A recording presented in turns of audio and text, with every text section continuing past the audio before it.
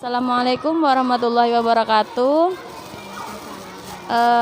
Sebelumnya saya mohon izin Ibu ingin memperkenalkan diri terlebih dahulu. Nama saya Tias Agustin.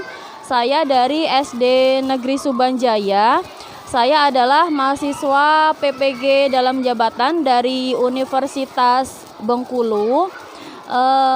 Kemarin saya sudah komunikasi sama Ibu lewat telepon bahwasanya saya akan melaksanakan tugas mewawancarai, salah satunya itu adalah guru penggerak. Dan hari ini saya bersama Ibu salah satu guru penggerak di Kabupaten Musirawas ya Bu. Kalau boleh tahu angkatan berapa? 5. Oh, angkatan 5 ya. Adapun identifikasi masalah yang saya temukan di kelas yang saya ajar itu ada 5 permasalahan. Itu yang pertama tentang rendahnya motivasi belajar siswa. Nah, yang ingin saya tanyakan adalah menurut pendapat Ibu, apa penyebab rendahnya motivasi belajar siswa? Kemudian solusi apa yang dapat dilakukan untuk mengatasi permasalahan tersebut? Baik, terima kasih. Assalamualaikum warahmatullahi wabarakatuh. Saya Miranda Dewi Buana. Kalau dibilang pakar atau pakar pendidikan sebenarnya tidak begitu pakar gitu ya. Tapi karena memang sudah ada gelar guru penggerak di belakangnya, jadi mau tidak mau jadi dikatakan pakar seperti itu Mbak ya. Sebenarnya masih tahap proses belajar.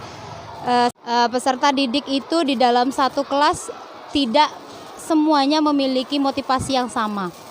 Bisa jadi dia masuk ke dalam 3 zona. Yang pertama mungkin zona yang semangatnya tinggi, semangatnya yang sedang, ataupun semangatnya yang rendah seperti itu. Lalu bagaimana kita mensiasati atau memberikan solusi untuk anak-anak yang mempunyai motivasi rendah seperti itu tadi ya. Kalau saya nggak salah gitu ya. Kalau untuk memotivasi di awal itu bisa kita lakukan dengan cara memberikan energizer. Energizer ini semacam ice breaking. Jadi itu untuk mengumpulkan semangat anak-anak gitu. Terus apa yang menyebabkan anak-anak itu mempunyai motivasi yang sangat rendah seperti itu? Banyak faktor yang saya lihat gitu ya. Bisa jadi ketika dalam pembelajaran itu seorang guru tidak menerapkan metode pembelajaran yang menarik untuk anak-anak. Terus bisa jadi juga media pembelajaran yang digunakan tidak menarik gitu. Contohnya seperti materi tentang pembelajaran, kalau kita di kelas 4 itu ada pecahannya di awal ya, ada pecahan. Kalau seandainya media pembelajaran yang kita gunakan hanya sekedar kita nulis di papan tulis, kalau pembagian ini seperti ini, pecahan itu yang seperti ini, mungkin tidak menarik untuk anak-anak itu. Tapi kalau kita bawa real subjek itu, real objeknya gitu loh. Real objek, subjek itu kita ya. Real objeknya misalnya kita bawa semangka atau kita bagi jadi berapa, itu kan lebih menarik untuk anak-anak. Apalagi itu lebih ke konkret gitu. Nah, terus apalagi tadi ya? Ya. Kenapa kita harus mengetahui kebutuhan belajar anak? Itu bisa jadi ketika kita membuat media pembelajaran itu kita harus tahu gitu loh. Anak-anak itu sudah harus kita petakan. Kita harus petakan mereka itu berkebutuhan belajar seperti apa. Audio visual kah mereka, atau kinestetik kah mereka, atau mereka sistem belajarnya yang natural gitu loh. Anak-anak yang senang keluar kelas itu kan lebih ke naturalis.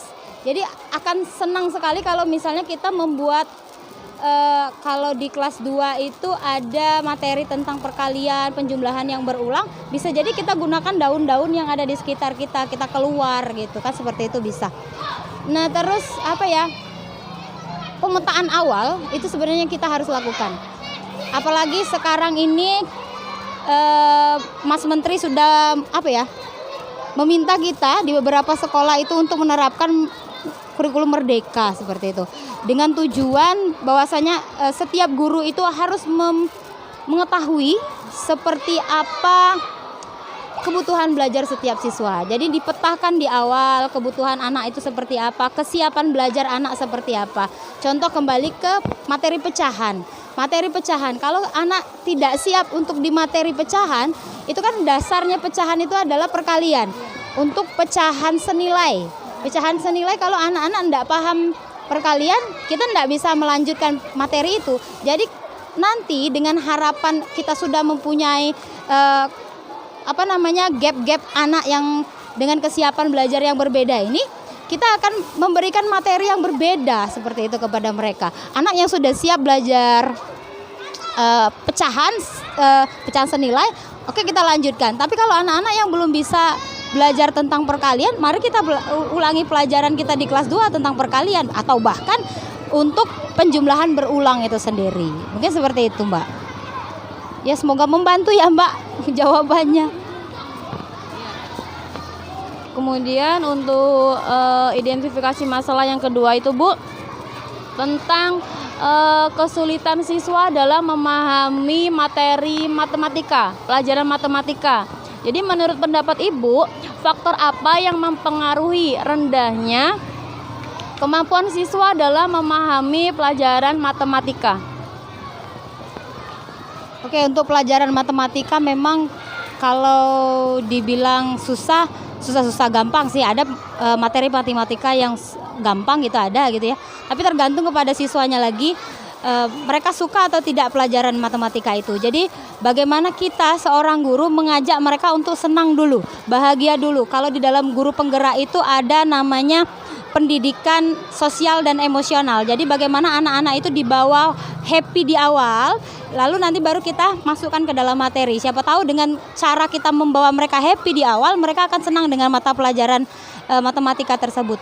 Terus yang menjadi dasar matematika itu, kita harus lihat kesiapan anak sudah siap belum untuk materi matematika itu. Kalau seandainya materi dasarnya saja mereka belum paham, mereka mau belajar apa gitu loh. Tentang tadi sama seperti perkalian, pecahan. Kalau mereka belum siap untuk belajar pecahan, jangan kita ajarkan pecahan dulu. Kita ajarkan tentang perkalian dulu, pembagian. Intinya seperti itu kan untuk pecahan senilai seperti itu. Kalau di sini tentang statistik matematika. Kalau kemarin kami statistik matematika itu kami buat happy dengan cara anak-anak boleh membawa jajanan caca itu. Nah, jadi bawa jajanan caca, masing-masing anak bawa 3 bungkus atau 4 bungkus. Nanti silakan dibedakan, dikelompokkan warna-warna tertentu. Misalnya kuning ke kuning, biru ke biru, hijau ke hijau gitu. Jadi nggak usah susah-susah, kita tetap di kelas aja, mereka happy gitu loh. Nanti setelah saya belajar mereka bisa saling makan, boleh saling tukar atau mereka langsung makan. Karena memang kebetulan di kelas atau di sekolah kita itu kita nggak boleh jajan ya. Jadi kalau mereka disuruh bawa jajan itu sesuatu hal yang luar biasa buat mereka bahagia seperti itu. Mbak.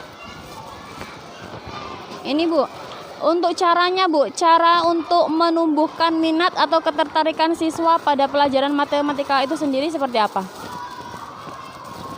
Kalau cara atau minat untuk menumbuhkan minat untuk belajar matematika, karena kebetulan saya bukan guru matematika ya, tapi saya kebetulan suka dengan pelajaran matematika waktu dari SD sampai sekarang tuh saya suka pelajaran matematika, tapi saya bukan guru matematika. Kalau saya cara menyukai pelajaran matematikanya itu dengan menyukai gurunya terlebih dahulu. Kalau saya suka dengan gurunya, maka pelajarannya saya akan suka. Jadi kembali kepada gurunya, bagaimana gurunya membawa diri supaya menjadi seseorang yang bisa membawa diri kepada anaknya, bisa terlihat bahagia, sebagaimana nanti proses pembelajaran itu dibawa seperti itu. Terus menceritakan lagi, bercerita. Sebenarnya kalau numerasi ya itu ya, numerasi tidak begitu banyak cerita-cerita atau seperti gambaran literasi ya. Kalau saya sih lebih ke cerita pengalaman yang ada di lingkungan aja. Nanti kalau kalian tidak paham matematika, kalau seandainya kalian nanti jadi seorang pengusaha, bagaimana kalian mengalihkan untung, uang kalian seperti itu. Intinya kayak gitulah. bawa mereka ke dalam angan-angan yang jauh seperti itu, panjang. Seperti kalau rumus penggunaan diferensial aritmatika itu kan nanti kan aplikasinya kan kepada teknologi-teknologi saat ini gitu ya. Ya mungkin itu dari saya, Mbak. Kemudian untuk masalah yang ketiga itu Bu, tentang belajar siswa di rumah. Jadi sebagian besar siswa itu menggunakan waktu belajarnya tuh di sekolah. Jadi di rumah mereka itu kebanyakan bermain. Nah, menurut tanggapan Ibu terhadap siswa yang menggunakan waktu belajarnya hanya di sekolah itu bagaimana? Baik, kalau di sekolah kita kebetulan kita menjaga komunikasi baik dengan wali siswa dengan membuat grup WhatsApp kelas seperti itu. Nanti tugas-tugas itu nanti di-share di grup kelas itu seperti itu seperti pemantauan dari orang tua, bagaimana ibadah mereka di rumah seperti itu. Kalaupun kita mau kasih project untuk anak di rumah itu harus kita perjelas di sekolah dulu gitu loh. Bahwasanya nanti kalian di rumah harus buat ini, tugas ini. Kalau dalam kurikulum K13 itu bukan kurikulum 13 ya. Apa sih saya pernah mendengar itu katanya tidak boleh dikasih PR gitu ya anak-anak ya. Tapi sebenarnya tidak menyalahkan pemerintah juga, mungkin karena beban tugas anak yang lebih besar gitu ya. Sebenarnya kalau untuk 1 2 3 perintah atau instruksi kepada anak-anak enggak masalah sih sebenarnya. Harus ada kolaborasi antara orang tua dan guru gitu loh. Lalu nanti kalau tugasnya itu pun sendiri bisa kita buat bagaimana mereka bisa berkolaborasi dengan orang tuanya misalnya seperti itu. Kalau tugas matematika misalnya coba nanti sama bunda atau sama ayahnya kalian cari misalnya bentuk daun yang bentuk daun yang menyirip ada jumlahnya berapa di rumahmu misalnya, atau bentuk daun yang menjari di rumahmu ada berapa seperti itu. Itu kan bisa masuk ke data statistik kan seperti itu mungkin. Baiklah, selanjutnya itu adalah tentang rendahnya kemampuan siswa dalam membuat daftar pertanyaan. Nah, menurut Ibu, apa faktor yang menyebabkan kesulitan siswa dalam menulis atau membuat daftar pertanyaan untuk materi wawancara? Di kelas 4 itu kan ada Bu, Bahasa Indonesia materi wawancara. Nah, kalau untuk materi wawancara ini kebetulan kemarin juga anak-anak itu masih dibimbing. Kalau di kelas kita masih dibimbing karena memang kesulitan mereka untuk menemukan pertanyaan. Jadi di awal kita kembali ke fase A. Di fase A itu kita belajar tentang kata tanya. Jadi kita ulang-ulang lagi kata tanya. Nah, tuliskan di papan tulis 5W1H itu apa saja. Nah, nanti silakan kalian buat pertanyaan menggunakan ini dengan tema yang sudah kalian tentukan seperti itu. Dan alhamdulillah kemarin itu sudah bisa. Anak-anak sudah bisa buat pertanyaan melalui kata tanya 5W1H. Selanjutnya Bu, mengenai hasil belajar ini. Nah, bagaimana tanggapan Ibu mengenai kurangnya pemanfaatan media teknologi dalam proses pembelajaran? Kalau kurangnya pemanfaatan teknologi dalam proses pembelajaran itu tergantung kepada kesiapan sekolah dan guru. Kalau seandainya di kesiapan sekolahnya tidak menyediakan yang namanya infokus, tidak menyediakan yang namanya komputer, ya otomatis gurunya harus cerdas gitu, cerdas berbasis teknologi seperti itu. Toh sekarang juga anak-anak itu sudah punya gadget masing-masing, bisa saja nanti kita izin kepada orang tua ataupun kepala sekolah atau pihak sekolah, boleh enggak anak-anak ini nanti kita bawakan gadget seperti itu. Kalau seandainya boleh kita gunakan. Kita gunakan Squeezies, kita gunakan Padlet, atau kita gunakan Mentimeter seperti itu.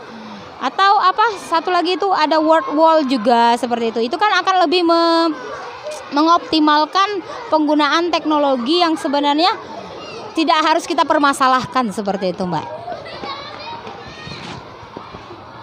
Selanjutnya Bu, ini hubungan antara kurangnya pemanfaatan media dengan hasil belajar.